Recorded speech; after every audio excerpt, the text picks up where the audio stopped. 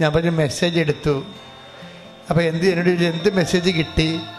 അപ്പോൾ ഞാൻ പറഞ്ഞു, വിളക്ക് കൊളുത്തി ആരും പറയുടെ അടിയിൽ വെക്കാറില്ല, അത് ദീപപീഠത്തിന്മേലാണ് വെക്കണമെന്ന് അമ്മ പറഞ്ഞെന്ന് പറഞ്ഞ്. ഇപ്പം വീണ്ടും അമ്മ അത് തന്നെയാണ് ഇവരിലൂടെ സന്ദേശം തരണത്. ഇത് ദീപപീഠത്തിൽ വെക്കാനുള്ളതാണ്. എല്ലാ മനുഷ്യരും അറിയണം, ദൈവത്തിൻ്റെ തിരുമനസ് നിറവേറണം. ഉടമ്പടി എടുക്കുന്നവരെല്ലാം തങ്ങളുടെ വിശ്വാസം ദീപപീഠത്തിന്മേൽ വെക്കണം, അല്ലാതെ താഴെ വെക്കുകയോ മൂടി വെക്കുകയോ ചെയ്യരുത്.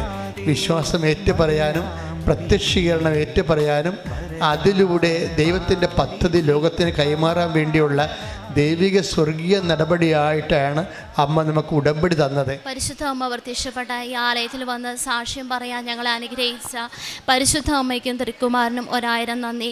എൻ്റെ പേര് ദിവ്യ സന്തോഷ്, ഇതെൻ്റെ മകൻ സാവിയോ സന്തോഷ്. ഞങ്ങൾ വരുന്നത് ഇടുക്കി ജില്ലയിലെ സെല്ലിയാമ്പാറ സെൻറ്റ് മേരീസ് ദേവാലയത്തിൽ നിന്നാണ്.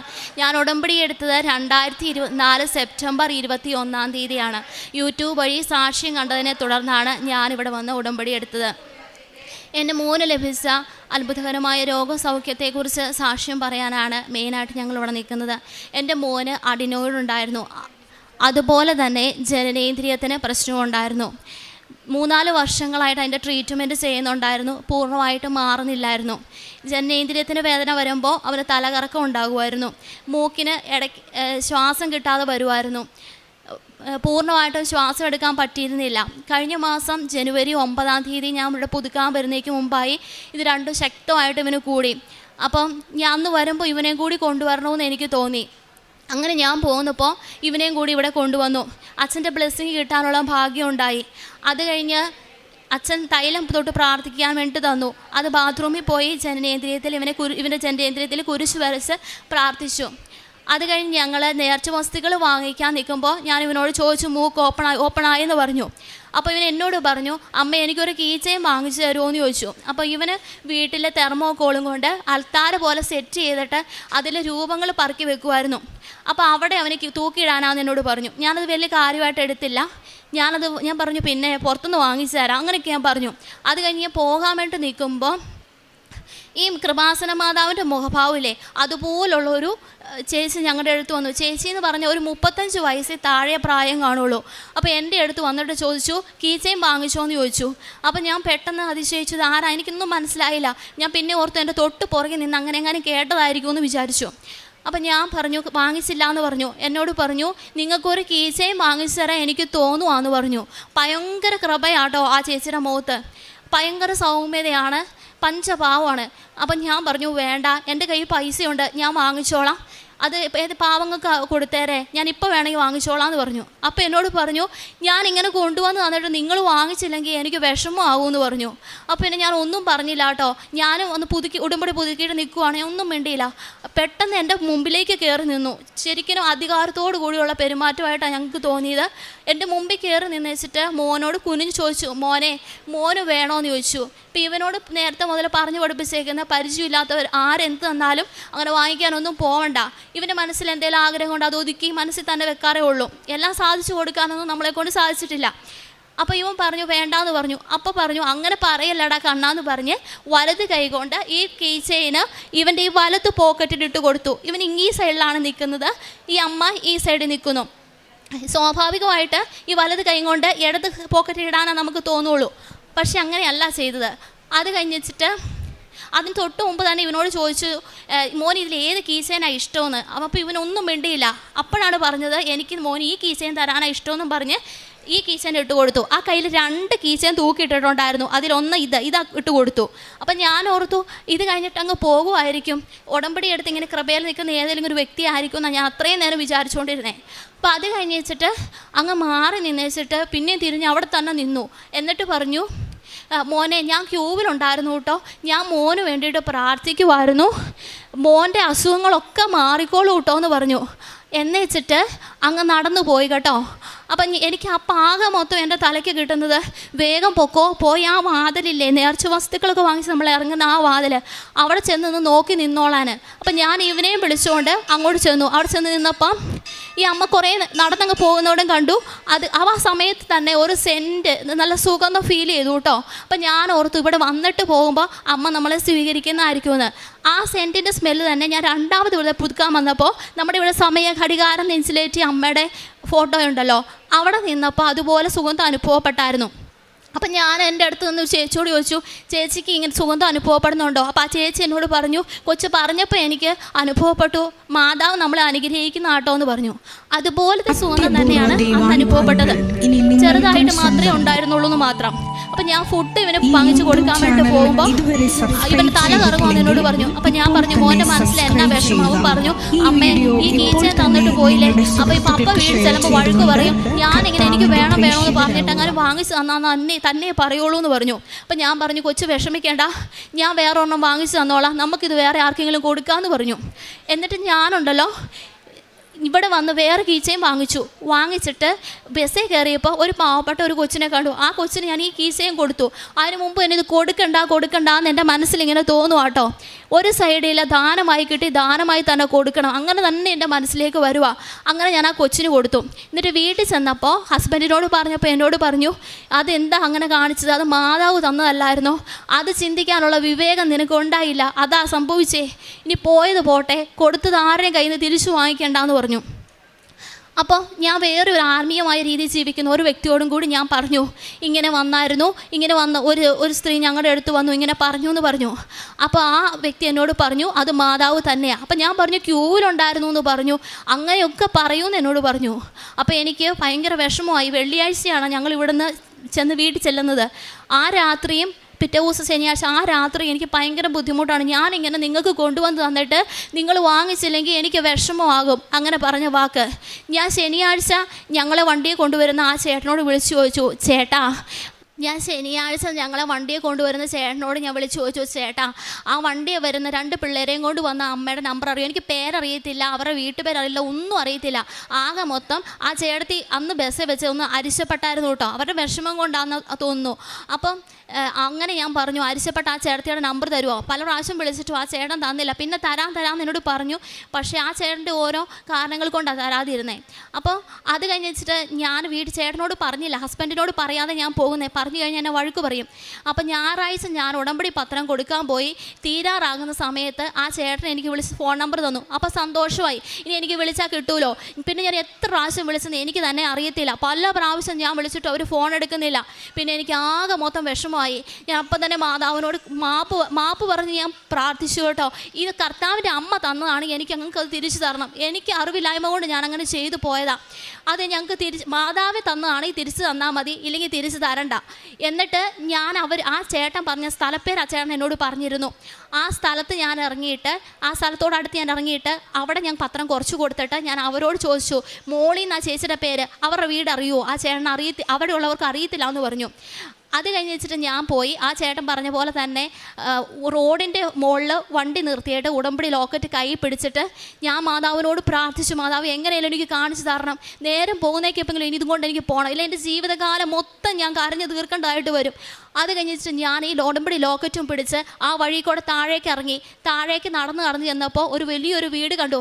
അതല്ലാന്ന് എൻ്റെ മനസ്സിൽ തന്നെ പറഞ്ഞു കേട്ടോ. അത് കഴിഞ്ഞ് തൊട്ട് താഴെ ചെന്ന് കഴിഞ്ഞപ്പോൾ ഒരു കൊച്ചു വീട് കണ്ടു. അപ്പോൾ ഇതായിരിക്കും എന്ന് എനിക്ക് തോന്നി.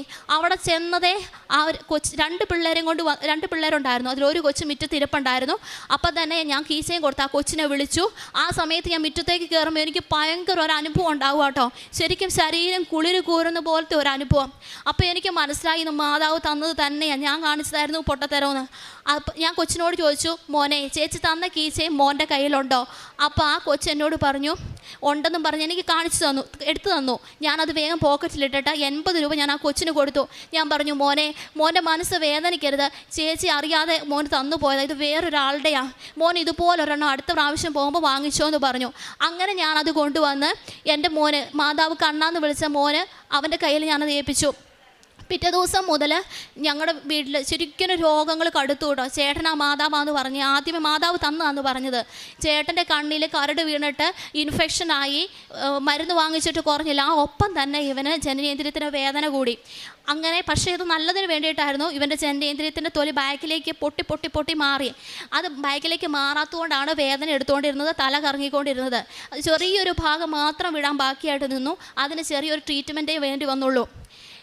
മാതാവിൻ്റെ ഇടപെടൽ കൊണ്ട് മാത്രം സൗഖ്യപ്പെട്ടതാണ്. ദൈവം ഞങ്ങൾക്ക് സാധിച്ചു തന്നതാണ്. അല്ലെങ്കിൽ ഇത് 2 ഓപ്പറേഷൻ ചെയ്യണമെന്ന് പറഞ്ഞതാണ്. മാതാവിന് ഈശോയ്ക്കും നന്ദി. അടുത്തതായിട്ട് പറയാനുള്ളത്, എനിക്കൊരു വിഷമം കയറുന്ന പോലത്തെ ഒരു പീഡ ഉണ്ടായിരുന്നു. അപ്പോൾ ഈ വിഷമം കയറുന്ന പോലത്തെ പീഡ വരുമ്പോൾ പൈശാചികമായിട്ടുള്ളൊരു പീഡ തന്നെയാണ്. ആ സമയത്ത് എനിക്കത് വിശദീകരിക്കണം പറയണമെങ്കിൽ, ഒരു മനുഷ്യൻ എന്നെ കുത്തിക്കൊന്നാൽ അതിലും പുണ്യം കിട്ടും. അതുപോലെ ശക്തമാണ്. ഒന്നും ചെയ്യാൻ പറ്റാത്ത ഒരവസ്ഥ. ഞാൻ പല പ്രാർത്ഥനകളും പ്രാർത്ഥിച്ചു നോക്കി, മാറുന്നില്ലായിരുന്നു. ഞാനിവിടെ വന്ന് ഉടമ്പടി എടുത്തതിൻ്റെ ഫലമായിട്ട് മാതാവ് വഴി ഈശോ എനിക്ക് മാറ്റി തന്നു. മാതാവ് അതിനു മുമ്പ് തന്നെ എന്നോട് പറഞ്ഞു, സേവ എന്നൊരു വാക്ക് എന്നോട് പറഞ്ഞു തരുമായിരുന്നു. പക്ഷേ അതിനെക്കുറിച്ചൊന്നും വലിയ കാര്യമായിട്ടൊന്നും എനിക്ക് അറിയത്തില്ല. പക്ഷെ ദൈവത്തിന് അസാധ്യമായിട്ട് യാതൊന്നുമില്ല. എൻ്റെ സ്വർഗസ്നായ പിതാവിന് അസാധ്യമായിട്ട് എന്തെങ്കിലും ഉണ്ടോ? എൻ്റെ ദൈവം എനിക്ക് സാധിച്ചു തന്നതാണ്.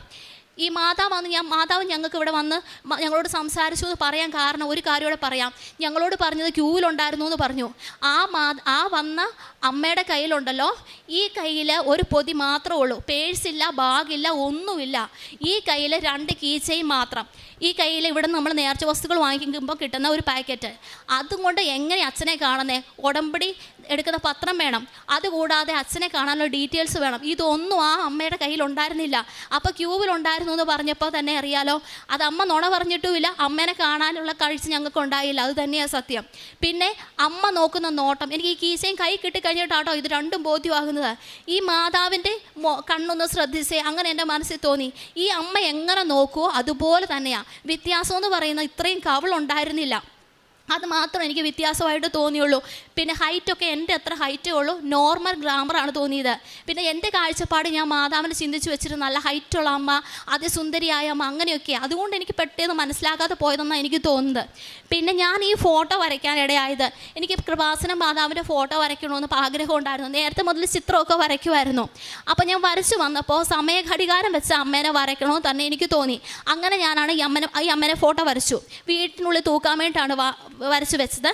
പക്ഷേ ഇത് വരച്ച് കഴിഞ്ഞപ്പോൾ ഞാൻ ബൈബിൾ എടുത്ത് വായിച്ചു നോക്കിയപ്പോൾ എനിക്ക് കിട്ടിയ വചനം, മലമുകളിൽ പണിതുയർത്തിയ പട്ടണം മറച്ചു വയ്ക്കുക സാധ്യമല്ല. വിളക്ക് കൊളുത്തി ആരും പറയുടെ കീഴിൽ വയ്ക്കാറില്ല, പീഠത്തിന്മേലാണ് വയ്ക്കുന്നത്. അപ്പോൾ അത് ഭവനത്തിലുള്ള എല്ലാവർക്കും പ്രകാശം നൽകുന്നു. ആ വചനം വിശ്വസിച്ചാണ് ഞാൻ ഈ ചിത്രം ഇവിടെ കൊണ്ടുവന്നിരിക്കുന്നത്, എല്ലാവരെയും കാണിക്കാൻ വേണ്ടിയിട്ട്. എൻ്റെ പ്രിയപ്പെട്ടവരെ, ഇപ്പോൾ ഒരു സാക്ഷി നമ്മൾ കേട്ടു. ഞാൻ ഒറ്റയ്ക്കിരുന്ന് കൈയടിച്ച കാര്യം എന്താണെന്ന് വെച്ച് കഴിഞ്ഞാൽ,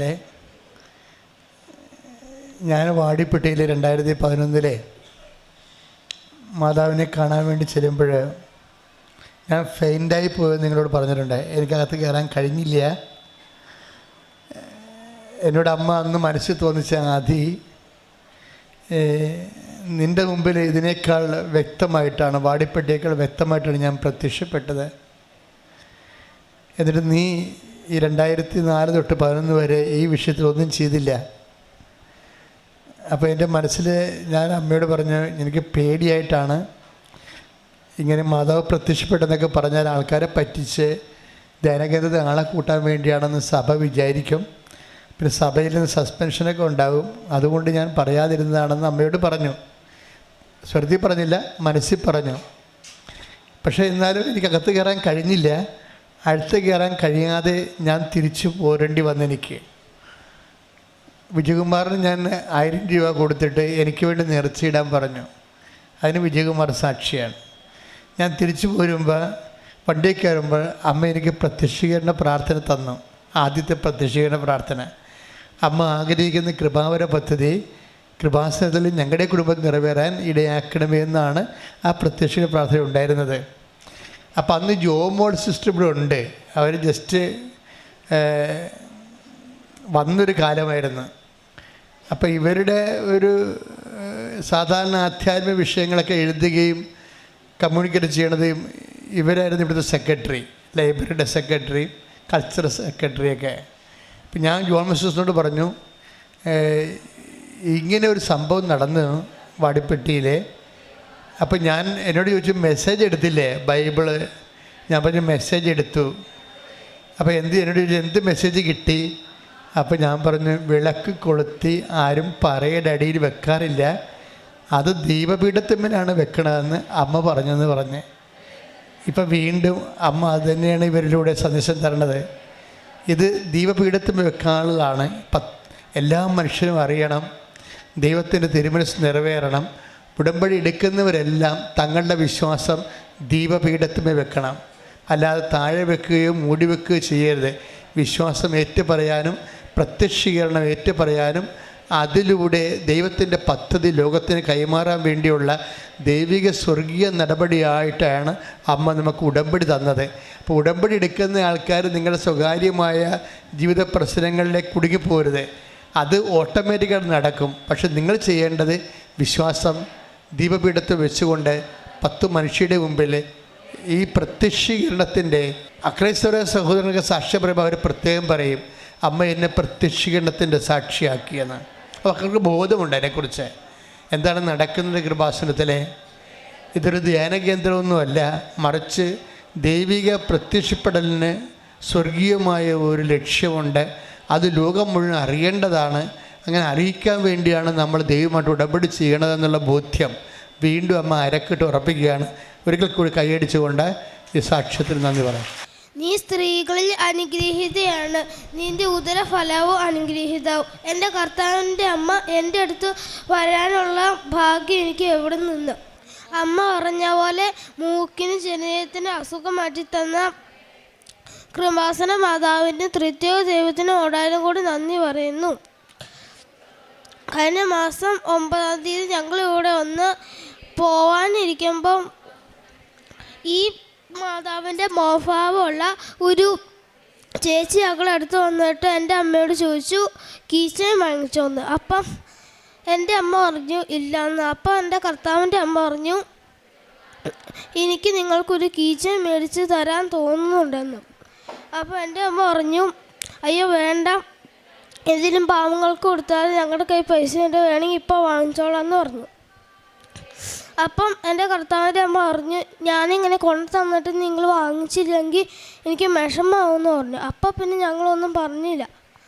പെട്ടെന്ന് എൻ്റെ അമ്മയുടെ മുമ്പിൽ എൻ്റെ കർത്താവിൻ്റെ അമ്മ കയറി നിന്നിട്ട് കുഞ്ഞ് എന്നോട് ചോദിച്ചു മോന് വേണമെന്ന്. അപ്പോൾ എനിക്ക് വേണ്ട ഞാൻ പറഞ്ഞു. അപ്പോൾ എൻ്റെ കർത്താവിൻ്റെ അമ്മ പറഞ്ഞു അങ്ങനെ പറയല്ലേടാ കണ്ണാന്ന് പറഞ്ഞ് എൻ്റെ വലുത് കവിളി പിടിച്ചു. എന്നിട്ട് എൻ്റെ കർത്താവിൻ്റെ അമ്മ 2 കീച്ചയും കാണിച്ചിട്ട് ചോദിച്ചു മോന് ഇതിലേതാ ഇഷ്ടമെന്ന് ചോദിച്ചു. അപ്പം ഞാനൊന്നും പറഞ്ഞില്ല.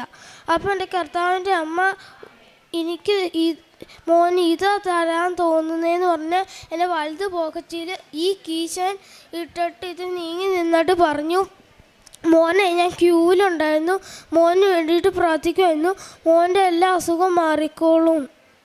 എന്നിട്ട് പോയി. ഉടമ്പടി എഴുത്ത് വഴി ആത്മീയമായിട്ട് ദൈവമായിട്ട് ഒരുപാട് വളരാൻ സാധിച്ചു. ഏറ്റവും കൂടുതൽ പറഞ്ഞു കഴിഞ്ഞാൽ എന്ത് നേടി ഇത്രയും പുതുക്കിയിട്ടെന്ന് ചോദിച്ചു കഴിഞ്ഞാൽ ദൈവത്തെ നേടിയെന്ന് എനിക്ക് പറയാൻ സാധിക്കും. ഒരു വിഷമം വന്നാലും എന്നോട് പറയാറുണ്ട്, ദൈവം ഉണ്ടെന്ന് പറയാറുണ്ട്. ഞങ്ങളുടെ നാട്ടിലോ അല്ലെങ്കിൽ കുടുംബത്തിലൊക്കെ വെച്ചാലുണ്ടല്ലോ അവഗണിക്കപ്പെട്ടു, അല്ലെങ്കിൽ വലിയ സ്നേഹമൊന്നും കിട്ടേണ്ട പരിഗണന കിട്ടാതെയൊക്കെ പലപ്പോഴും പോയിട്ടുണ്ട്. പക്ഷേ എനിക്ക് പറയാൻ സാധിക്കും എൻ്റെ ദൈവത്തിൻ്റെ അടുത്ത് എനിക്ക് സ്ഥാനമുണ്ട്. ആ സ്നേഹം കൂടുതലായിട്ട് എനിക്ക് അനുഭവിക്കാൻ സാധിച്ചത് ഈ ഉടമ്പടി എടുത്തത് വഴിയാണ്. പിന്നെ കാരുണ്യ പ്രവർത്തികളായിട്ട് ചെയ്തത് ഞങ്ങൾ രോഗികൾക്ക് ഫുഡ് കൊടുത്തിട്ടുണ്ട്. പ്രായമായ അമ്മമാരെ ചെന്ന് കണ്ട് അവർക്ക് ചെറിയ ഫുഡുകൾ വാങ്ങിച്ചു കൊടുത്തിട്ടുണ്ട്. പത്രം വിതരണം ചെയ്ത് പൊതുസ്ഥലങ്ങളിലാണ് വിതരണം ചെയ്തിട്ടുള്ളത്. ഇത്രയും ഞങ്ങൾക്ക് ചെയ്തു തന്ന പരിശുദ്ധ അമ്മയ്ക്കും തൃത്വിക ദൈവത്തിനും കോടാനും കോടി നന്ദി. 65-ാം സങ്കീർത്തനം 4-ാം തിരുവചനം. അങ്ങയുടെ അങ്കണത്തിൽ വസിക്കാൻ അങ്ങു തന്നെ തിരഞ്ഞെടുത്തു കൊണ്ടുവരുന്നവർ ഭാഗ്യവാന്മാർ. ഞങ്ങൾ അങ്ങയുടെ ആലയത്തിലെ വിശുദ്ധ മന്ദിരത്തിലെ നന്മ കൊണ്ട് സംതൃപ്തരാകും. ദിവ്യ എന്ന ഈ മകളും മകനുമായി ഇവിടെ വന്ന് സാക്ഷ്യം പറയുന്നത് പരിശുദ്ധ അമ്മയുടെ നേരിട്ടുള്ള ഇടപെടലിനെ കുറിച്ചാണ്. പരിശുദ്ധ അമ്മ തന്നെ അവർക്ക് വേണ്ടി മകനുള്ള സൗഖ്യവും മകനുള്ള എല്ലാ കാര്യങ്ങളും പരിശുദ്ധ അമ്മ തന്നെ നേരിട്ട് ഇടപെട്ടുകൊണ്ടാണ് ഒരു സൗഖ്യം നൽകിയതെന്ന് അമ്മ ദിവ്യ ഇവിടെ ഏറ്റുപറയുകയാണ്. യൂട്യൂബ് വഴിയാണ് പരിശുദ്ധ അമ്മയെക്കുറിച്ച് ഇവർ ഈ കൃപാസനത്തെക്കുറിച്ച് അറിയുന്നത്. അഡിനോയിഡ് എന്നുള്ള മകൻ്റെ ശ്വാസതടസ്സവും അതുപോലെ തന്നെ പ്രൈവറ്റ് പാർട്സിലുണ്ടായിരുന്ന അസ്വസ്ഥതകളെല്ലാം 4 വർഷമായിട്ടുണ്ടായിരുന്ന ഈ അസ്വസ്ഥതകളെല്ലാം ഒരു ഞൊടിയിടയിലാണ് ഒരു വലിയ വേദന കൊടുത്തപ്പോഴാണ് ഞാനിത് സൗഖ്യപ്പെടുത്താൻ പോകുന്നു, ഒന്ന് ഡോക്ടറുടെ അടുത്ത് പോയി ആ സ്കിൻ ഒന്ന് റിമൂവ് ചെയ്യുക എന്ന് മാത്രമാണ് പരിശുദ്ധ അമ്മ നൽകിയ ആ സന്ദേശം. ആ സന്ദേശത്തിലൂടെ മകനെ പൂർണ്ണമായ ഒരു സൗഖ്യമാണ് നൽകിയത്. അതുപോലെ തന്നെ സുഗന്ധാഭിഷേകത്തെക്കുറിച്ച് ഈ സഹോദരിയോട് പറയുകയുണ്ടായി. ഓരോരുത്തർക്കും പ്രത്യേക തരത്തിലുള്ള സുഗന്ധാഭിഷേകം പല സമയങ്ങളിലായി ഒരേ അഭിഷേകം, ഒരേ സുഗന്ധം നമുക്ക് ലഭിക്കുകയാണെങ്കിൽ പരിശുദ്ധ അമ്മ നമ്മോട് നമ്മുടെ അടുത്ത് പ്രത്യേകമായി പരിഗണനയോടുകൂടി വരുന്നതാണെന്ന് നമുക്ക് മനസ്സിലാക്കാം. അതുപോലെ തന്നെ ഈ മകൾക്ക് മാനസിക അസ്വസ്ഥതകൾ ഉണ്ടായപ്പോഴെല്ലാം ഇവരുടെ നേർച്ച വസ്തുക്കളുടെ കൃത്യമായ പ്രയോഗവും ഇവർക്ക് ഈശോയെ പ്രഘോഷിക്കുവാനും എൻ്റെ ഈ ദീപം മലമുകളിൽ കത്തി നിൽക്കേണ്ടതാണെന്നുള്ളൊരു വലിയ വിശ്വാസദാർഢ്യവും ഈ മകൾക്കുണ്ടായിരിക്കുകയാണ്. നമുക്ക് ലഭിച്ചിട്ടുള്ള വിശ്വാസം ഒരിക്കലും പറയുടെ കീഴിൽ അടച്ചു വയ്ക്കാതെ അല്ലെങ്കിൽ മറച്ചു വയ്ക്കാതെ എല്ലായ്പ്പോഴും എല്ലാവരോടും പ്രഘോഷിക്കുവാനും ക്രിസ്തു ഇന്നും ജീവിക്കുന്നു, ക്രിസ്തു എന്നിൽ ജീവിക്കുന്നു, ഞാനല്ല ക്രിസ്തുവാണ് എന്നിൽ ജീവിക്കുന്നതെന്നുള്ള പറയാനുള്ള വലിയ ചങ്കൂറ്റം നമുക്കുണ്ടാകുവാൻ വേണ്ടി നമുക്ക് ഉടമ്പടി നൽകിയിരിക്കുകയാണ്. ദിവ്യ എന്ന മകൾ പറയുന്നതും അത് തന്നെയാണ്. പരിശുദ്ധ അമ്മ നമുക്ക് ലോക ദുരന്തങ്ങളുടെ മേലുള്ള നിയന്ത്രണം വിട്ടുപോയ ഈ കാലഘട്ടത്തിൽ നമുക്ക് വേണ്ടി പരിശുദ്ധ അമ്മ മാധ്യസ്ഥം വഹിച്ചുകൊണ്ടിരിക്കുകയാണ്. യുദ്ധങ്ങളിൽ നിന്നും സാംക്രമിക രോഗങ്ങളിൽ നിന്നും നമ്മുടെ അസ്വസ്ഥതകളിൽ നിന്നും എല്ലാം പരിശുദ്ധ അമ്മ നമുക്ക് വേണ്ടി മാധ്യസ്ഥം അപേക്ഷിക്കുക. അത് തിരിച്ചറിയുന്നവരാണ് ഉടമ്പടിയെടുത്ത് ശക്തമായി ഈശോയെ കൈമാറിക്കൊണ്ടിരിക്കുന്നത്. ദിവ്യയ്ക്കും കുടുംബത്തിനും ലഭിച്ച സൗഖ്യത്തിനും സമാധാനത്തിനും ആത്മീയ ഉണർവിനും ഈശോയ്ക്കും പരിശുദ്ധ അമ്മയ്ക്കും നന്ദി പറഞ്ഞുകൊണ്ട്, പ്രത്യേകമായി ജോസഫ് അച്ഛൻ്റെ ഈ സന്ദേശത്തിനും നന്ദി പറഞ്ഞുകൊണ്ട് ഈശോയ്ക്കും പരിശുദ്ധ അമ്മയ്ക്കും നല്ല ഒരു കൈയടി നൽകി സാക്ഷ്യം നമുക്ക് സമർപ്പിക്കാം. അത്യപൂർവ ദൈവാനുഭവങ്ങൾ ഇനി നിങ്ങൾക്കും സ്വന്തം. ഈ യൂട്യൂബ് ചാനൽ ഇതുവരെ സബ്സ്ക്രൈബ് ചെയ്തിട്ടില്ലെങ്കിൽ ഇപ്പോൾ തന്നെ സബ്സ്ക്രൈബ് ചെയ്യുക. ഈ വീഡിയോ ഇപ്പോൾ തന്നെ നിങ്ങളുടെ സുഹൃത്തുക്കൾക്ക് ഷെയർ ചെയ്തുകൊണ്ട് കർത്താവിൻ്റെ പ്രേക്ഷിതരാകുക.